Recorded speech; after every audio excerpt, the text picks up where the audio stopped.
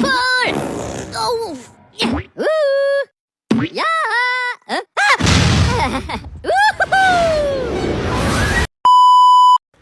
Assalamualaikum warahmatullahi wabarakatuh. Hello everyone. Let me introduce myself. My name is Mufatur Irawan and you can call me Fatur.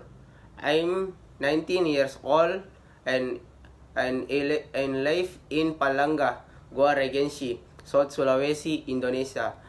I'm an university student majoring in sport coaching science at Makassar State University. I'm the second hill of three siblings. I have an older sister and an younger sister. My hobby is playing football and futsal because it helps me stay healthy and teaches me teamwork and discipline. Nice to meet you. Anton, lari marah.